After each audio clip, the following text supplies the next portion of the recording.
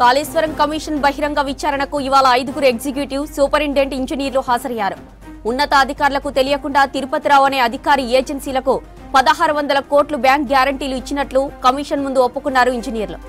Bank గ్యారంటీలు ఏజెన్సీలకు ఇచ్చే ముందు అండర్ టేకింగ్ ఏజెన్సీల నుంచి ఏమైనా తీసుకున్నారా అని ఇంజనీర్లను ప్రశ్నించింది కమిషన్. తిరుపతిరావు గ్యారంటీ ఇచ్చిన విషయం ఉన్నతాధికారుల దృష్టిలో లేదన్నారు ఇంజనీర్లు.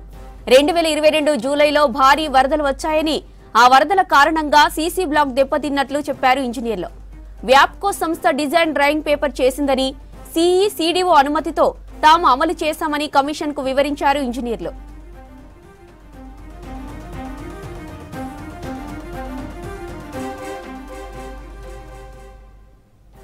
కాళేశ్వరం కమిషన్ విచారణకు సంబంధించి మరిన్ని డీటెయిల్స్ యాదగిరి లైవ్ లో అందిస్తారు. యాదగిరి, ఇవాల్టి విచారణ అప్డేట్స్ ఏంటి? జ్యోతి, ఈ కాళేశ్వరం సంబంధించి ఇందులో ప్రధానంగా 3 బ్యారేజీలు అన్నారం, సుందిల్లా, మేడిగడ్డ, ఈ 3 బ్యారేజీలకు సంబంధించిన దాని మీద విచారణ కొనసాగుతూ ఉన్నది. విడతల వారిగా ఏదైతే పీసీ ఘోష్ కమిషన్ ఉందో విడతల వారిగా ఎవరెవరు ఇన్వాల్వ్ అయి ఉండే అవకాశం ఉంటుంది. సో ఇప్పటి వరకు ఈ 3 బ్యారేజీలకు సంబంధించిన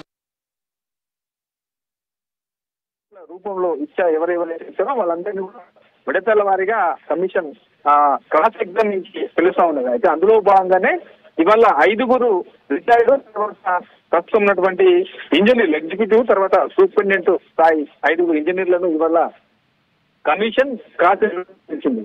అయితే ఇవాళ జరిగినటువంటి ఈ విచారణలో కొన్ని అంటే అధికారులకు సంబంధించి, తర్వాత గతంలో ఉన్నటువంటి పాలకులకు సంబంధించి ఈ 3 బ్యారేజీల విషయంలో చాలా అక్రమాలు, తర్వాత ప్రెజర్ పెట్టి పనులు చేయించారు, నిబంధనలు అసలు పట్టించుకోలేదు, కొంతమంది కొన్ని సంస్థలకు వత్తాసు అధికారులు కూడా వత్తాసు పలికారు అనేవి ఒక్కొక్కటి కూడా బయటకు వస్తున్నది. ఇవాళ జరిగినటువంటి ఈ క్రాస్ ఎగ్జామ్ లో కూడా తిరుపతిరావు అనే ఓ అధికారికి సంబంధించిన అక్రమాలు ఇందులో మనకు బయటకు వచ్చాయి.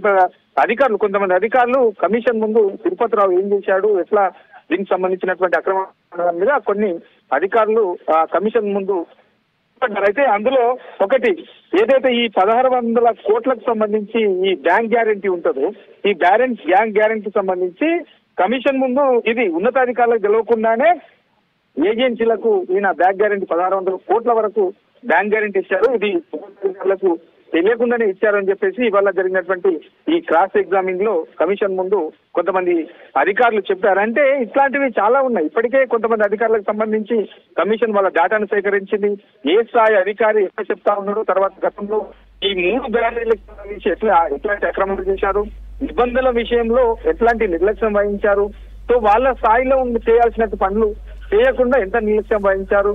సో ఇట్లా ఓవరాల్ గా ఈ కమిషన్ లో అఫిడవిట్లు ఇచ్చిన దాంట్లో ఈ క్రాస్ ఎగ్జామింగ్ ఏదైతే జరుగుతుందో, ఈ క్రాస్ ఎగ్జామింగ్ దాంట్లో అధికారులకు సంబంధించినటువంటి సో ఇట్లా ఓవరాల్ గా ఈ కమిషన్ లో అఫిడవిట్లు ఇచ్చిన దాంట్లో ఈ క్రాస్ ఎగ్జామింగ్ ఏదైతే జరుగుతుందో, ఈ క్రాస్ ఎగ్జామింగ్ దాంట్లో అధికారులకు సంబంధించినటువంటి అక్రమాలు కూడా ఒక్కొక్కటి వాళ్ళ నిర్లక్ష్యము, అక్రమాలు ఒక్కొక్కటి బయటపడుతున్నాయి. అందులో భాగమే ఈ తిరుపతిరావు అనే అధికారికి సంబంధించి కూడా అందులో భాగమే. సో ఈయన వాస్తవానికి ఉన్నతాధికారులు చెప్పి వాళ్ళ పర్మిషన్ తీసుకొని, ఒకవేళ ఇవ్వాలనుకున్న వాళ్ళ అనుమతి తీసుకొని ఎందుకు ఇస్తున్నాము, దానికి రీజన్స్ ఏంటి అనేది కూడా ఒక నోట్ రాసి వాళ్ళ పర్మిషన్ తీసుకొని ఇవ్వాల్సి ఉంటుంది. కానీ దానికి సంబంధం లేకుండా ఇష్టానుసారంగా ఏదైతే ఏజెన్సీలు ఉంటాయో ఏజెన్సీలతో కుమ్మక్కై 1600 కోట్లకు సంబంధించినటువంటి బ్యాంకు గ్యారంటీ ఇచ్చారని చెప్పేసి ఇవాళ జరిగినటువంటి క్రాస్ ఎగ్జామింగ్లో కొంతమంది అధికారులు చెప్పారు.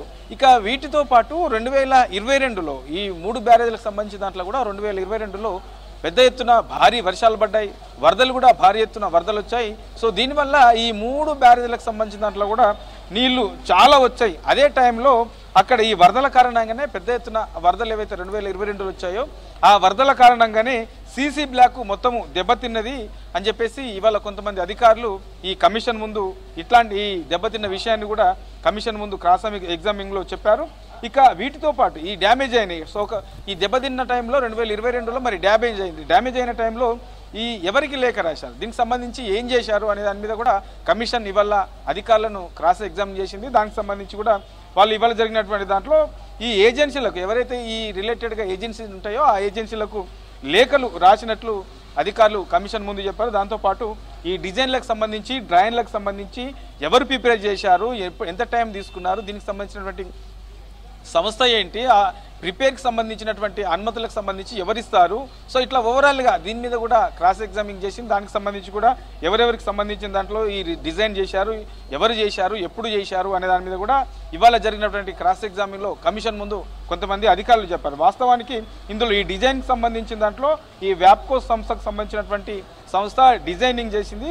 ఈ డ్రాయింగ్ సంబంధించి కూడా పూర్తిగా వాళ్ళే ప్రిపేర్ చేశారని చెప్పేసి వాళ్ళ అనుమతితోనే ఇది తీసుకున్నారు. అక్కడ డిజైన్కు సంబంధించిన దాంట్లో వాళ్ళ అనుమతి తీసుకున్నారని చెప్పేసి ఇవాళ జరిగినటువంటి ఈ క్రాస్ ఎగ్జామిన్లో కమిషన్ ముందు కొంతమంది అధికారులు చెప్పారు.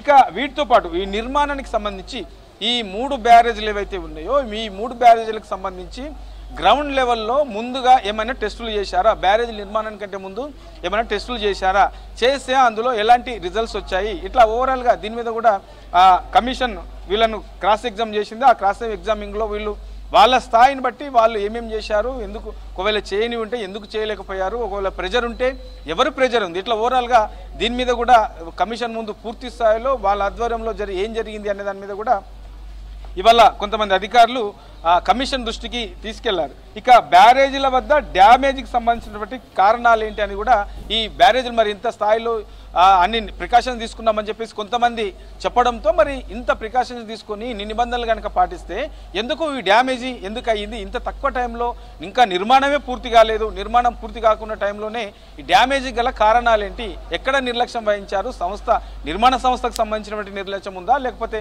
అధికారుల నిర్లక్ష్యం ఉందా, లేకపోతే ప్రభుత్వ పెద్దల ప్రెజర్ ఏమన్నా ఉందా, ఇట్లా ఓవరాల్గా దీనికి సంబంధించి అధికారులకు పూర్తి స్థాయిలో క్రాస్ ఎగ్జామింగ్ చేయడంతో పాటు వాళ్ళు చెప్పినటువంటి ఏవైతే ఆన్సర్స్ ఉంటాయో వాటన్నింటినీ కూడా రికార్డ్ చేశారు. ఈ రికార్డ్ చేసిన తర్వాత పూర్తి స్థాయిలో వీటిని మళ్ళీ ఒక రిపోర్టు తయారు చేసి ఇప్పటివరకే దీని మీద కాళేశ్వరం కమిషన్ ఒక అంచనా కూడా వచ్చింది. ఇవాళ ఈ కొనసాగుతున్నటువంటి ఈ ఏదైతే క్రాస్ ఎగ్జామింగ్ ఉందో ఈ వీకెండ్ అంటే శనివారం వరకు కూడా పూర్తి స్థాయిలో దాదాపు 40 మందిని ఈ క్రాస్ ఎగ్జామింగ్ చేసే అవకాశం ఉంది. కాబట్టి వీళ్ళందరినీ చేసిన తర్వాత వీళ్ళు ఏం చెప్తా ఉన్నారు, ఏ అధికారి ఏం చెప్పారు, ఆయన స్థాయి ఏంటి, అప్పుడు ఉన్నటువంటి క్యాడర్ ఏంటి, ఆయన పాటించాల్సినటువంటి నిబంధనలు ఏంటి, అవి కాకుండా ఒకవేళ అధికారి ద్వారా తప్పులు జరిగితే అవి కప్పిపుచ్చుకోవడానికి ఆయన కమిషన్ ముందు ఏం చెప్తున్నాడు, ఇట్లా ఓవరాల్గా దీనికి సంబంధించినటువంటి డేటా అంతా కూడా కమిషన్ ప్రిపేర్ చేస్తుంది. అవసరమైతే కమిషన్ ఏదైతే అనుమానపరుస్తుందో కమిషన్ ఎవరెవరు అధికారులు అయితే ఇందులో నిర్లక్ష్యం వహించారు, అక్రమాలకు పాల్పడ్డారని చెప్పేసి భావిస్తుందో